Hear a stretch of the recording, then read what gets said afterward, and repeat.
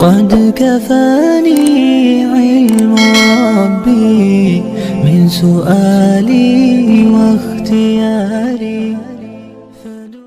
عمر بن عبدالعزیز 3 بر اعظم پر حکومت کی. عمر بن عبدالعزیز، بنو امیہ، مروان 9 مہینے حکومت کی. اس کا بیٹا عبد الملک بن مروان 21 برس حکومت کی. اس کا بیٹا ولید 10 سال حکومت کی. اس کا بیٹا سلیمان 2.5 سال حکومت کی. اسی تخت پر بیٹھے عمر بن عبدالعزیز. پہلے چاروں نے اللہ کے شریعت کو قربان کیا حکومت کے لیے. عمر بن عبدالعزیز نے اپنے آپ کو قربان کیا اللہ کے لیے. حکومت کو پاؤں کے تلے رکھا اور اللہ کی رضا کو سامنے رکھا. کیسی سلطنت کی؟ جب گورنر تھے تو 60 اونٹوں پہ سامان چلتا تھا. جب امیر المومنین بنے تو بچے کہنے لگے ماں سے، بچے بچیاں 12 تھے، ماں سے کہنے لگے کہ عید کا موقع آ رہا ہے، ابا سے کہو ہمیں نئے کپڑے تو لے کر دیں. ان کی ماں کا نام ہے فاطمہ، بچوں کی ماں کا نام فاطمہ بنت عبد الملک.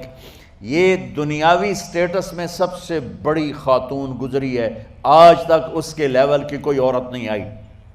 دادا بادشاہ، باپ بادشاہ، 4 بھائی بادشاہ، 6 خامند بادشاہ، 7 نسبتوں سے یہ عورت شہزادی رہی ہے.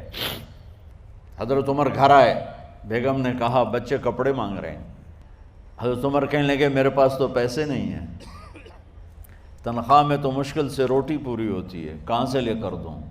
تو تھوڑی دیر خاموش رہیں. بیگم پھر کہنے لگی آپ ایسا کریں، اگلے مہینے کی سیلری ایڈوانس لے لیں، اس سے میں کپڑے لے لیتی ہوں اور روٹی کا خرچہ میں مزدوری کر کے گھر بیٹھے مزدوری کر کے چلا لوں گی. آپ 1 مہینے کی تنخواہ ایڈوانس لے لیں. حضرت عمر بن عبدالعزیز واحد خلیفہ ہیں جن کے دور میں 3 بر اعظم میں زکوٰۃ لینے والا باقی نہیں بچا تھا. یہاں لاہور بھی ان کی حکومت کے نیچے تھا، جنوبی اسپین فرانس ان کے حکومت کے نیچے تھا، کاشغر تک ان کے حکومت کے نیچے تھا، استنبول کے دروازوں تک ان کی حکومت تھی. 3 بر اعظم میں ایک آدمی زکوٰۃ لینے والا نہ بچا. اور اپنا حال یہ ہے کہ بیگم سے کہہ رہے ہیں پیسے کوئی نہیں، کپڑے کہاں سے لے کر دوں؟ اور بیگم طریقہ بتا رہی ہے کہ آپ اگلے مہینے کی تنخواہ ایڈوانس لے لیں، اس سے میں کپڑے لے لوں گی اور چولہے کا خرچہ، روٹی کا خرچہ میں گھر بیٹھ کے مزدوری کر کے کما لوں گی. تو حضرت عمر کہنے لگے ہاں یہ ٹھیک ہے. باہر آئے وزیر خزانہ مزاحم، انہیں بلایا کہ بھائی ہمیں اگلے مہینے کی تنخواہ ایڈوانس چاہیے. یہ تنخواہ والے لوگ بیٹھے ہوئے تنخواہیں لیتے ہیں. اس نے کاغذ قلم آگے رکھ دیا، کہا حضرت یہاں لکھ کے دے دیں آپ 1 مہینہ زندہ رہیں گے میں تنخواہ دے دیتا ہوں. اب مجھے لکھ کے دے دیں آپ 1 ماہ زندہ رہیں گے میں آپ کو تنخواہ دے دیتا ہوں. چپ کر کے اٹھے، ایک لفظ نہیں بولے، گھر گئے. حضرت اپنی بیگم فاطمہ سے کہا بیگم بچوں سے کہہ دو کہ باپ کے پاس کپڑے لے کر دینے کی سخت نہیں ہے. اور خزانے ایسے بھرے پڑے تھے کہ زکوٰۃ لینے والا کوئی نہیں تھا. عید کی نماز ہوئی، نماز کے بعد جب ساری فیملی ملنے آئی اور بچے بھی ملنے آئے تو ان کو دیکھ کر ان کی آنکھوں میں آنسو آ گئے. کہنے لگے بچوں آج تمہیں دکھ تو ہوگا اپنے باپ پر کہ ایک جوڑا کپڑا بھی لے کر نہ دیا عید کا. تو ان کے ایک بیٹے نے کہا ابا جان آج ہم بڑے خوش ہیں، ہمارا سر اونچا ہے کہ ہمارے باپ نے مسلمانوں کے مال پہ ڈاکہ نہیں ڈالا، ہمیں قربانی کا بکرا بنایا لیکن مسلمانوں کے مال میں خیانت نہیں کی. یہ ان کا طرز حکومت تھا، اس طرح انہوں نے حکومت کی. گھر میں تشریف لائے تو بیٹیوں سے بات کی تو انہوں نے منہ پہ ایسے دوپٹہ رکھا ہوا، منہ پہ دوپٹہ رکھ کے بات کریں. تو فرمانے لگے کپڑا تو ہٹاؤ، دوپٹہ کیوں رکھا ہوا ہے؟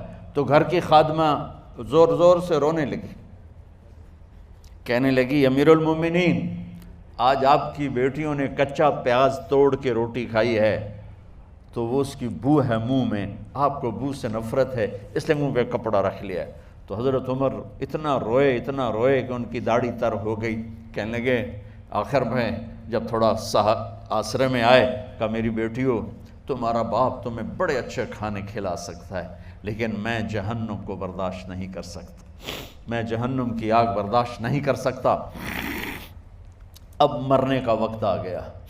جب وہ گورنر تھے تو 60 اونٹوں پہ ان کا سامان چلتا تھا، اور جب وہ امیر المومنین بنے تو عیادت کے لیے لوگ آ رہے تھے، تو سالے عیادت کے لیے آئے، فاطمہ کے بھائی، کپڑے دیکھے امیر المومنین کے، تو بہن کو ایک طرف کر کے فرمایا، بڑے نیک سرداروں میں سے تھے یہ مسلمہ بن عبد الملک، کہنے لگے امیر المومنین کے کپڑے تبدیل کروا دو، لوگ پوچھنے آ رہے ہیں تو میلے کپڑے اچھا نہیں لگتا۔ کہا جی بھائی کرواتی ہوں۔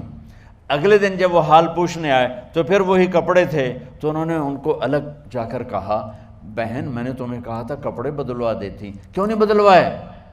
تو وہ رونے لگیں،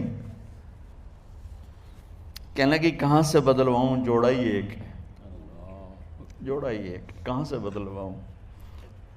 اور حکومت کتنی تھی؟ 3 بر اعظم کی، 3 بر اعظم کی حکومت۔ ہمارا تو پٹواری امان کا نہیں ہے، اور وہ 3 بر اعظم کی سلطنت لے کر ایک جوڑے میں اللہ سے ملنے جا رہا ہے۔ ان کو زہر دیا گیا۔ جب ان کی موت کا وقت قریب آیا تو انہوں نے رجا بن حیوہ کو بلایا۔ سننے والی بات ہے بچوں، ان سے فرمانے لگے، سنو میں نے 3 بادشاہوں کو قبر میں اتارا۔ اب بچیاں تو قبرستان جاتی نہیں، ہم تو اپنے ہاتھوں سے قبر میں اتارتے ہیں، اور اوپر مٹی ڈالتے ہیں، اور اوپر اینٹیں ڈالتے ہیں، اور پھر منو مٹی میں دبا کے واپس آتے ہیں۔ یہ منظر آپ بچیوں کے تو دیکھنے کا بھی نہیں ہے۔ وہ کہنے لگے میں نے 3 بادشاہوں کو مٹی میں ڈالا، لیکن ان کے کفن کی گرہ کو جب کھول کے دیکھا تو ان کے چہرے قبلے سے ہٹ چکے تھے، اور رنگ ان کے کالے پڑ چکے تھے۔ ولید بن عبد الملک، سلیمان بن عبد الملک، عبد الملک بن مروان، عبد الملک باپ، ولید بیٹا، سلیمان بیٹا، یہ تینوں کا ان کے چہرے کالے ہو گئے تھے، اور ان کا قبلے سے منہ پھر گیا تھا۔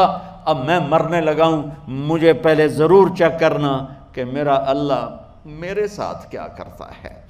پہلے تینوں کی ظلم کی حکومت تھی، ان کے چہرے قبلے سے کیوں ہٹ گئے؟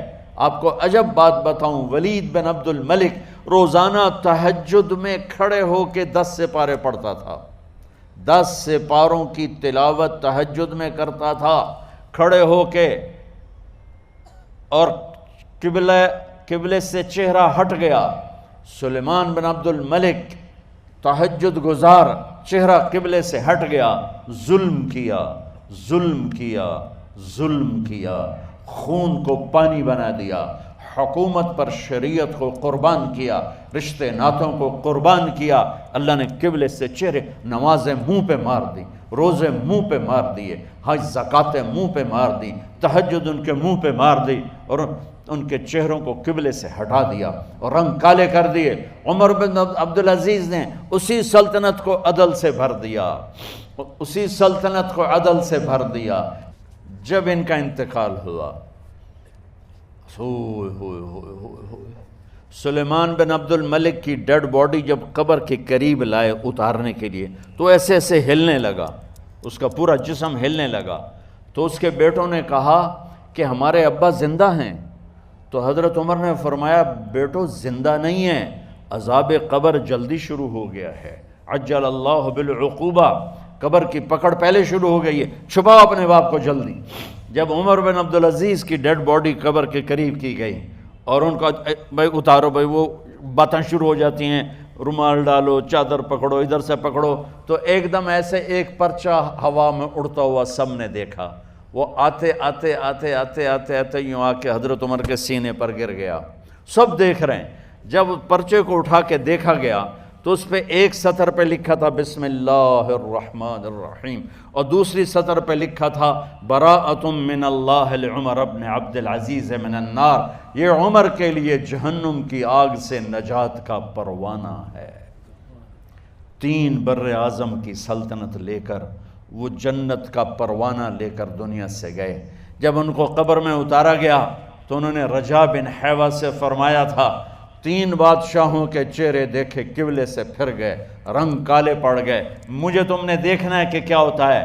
تو رجا فرماتے ہیں جب میں قبر میں اترا اور ان کے کفن کی گرہ کو کھول کے دیکھا تو چہرہ قبلے کی طرف فکس تھا، اور مجھے یوں لگا جیسے 14ویں رات کا چاند قبر میں اتر آیا ہو۔ میرے عزیزو طلبہ و طالبات، اللہ کو اپنی منزل بناؤ، اللہ کو اپنی منزل بناؤ، اللہ کو اپنی منزل بناؤ۔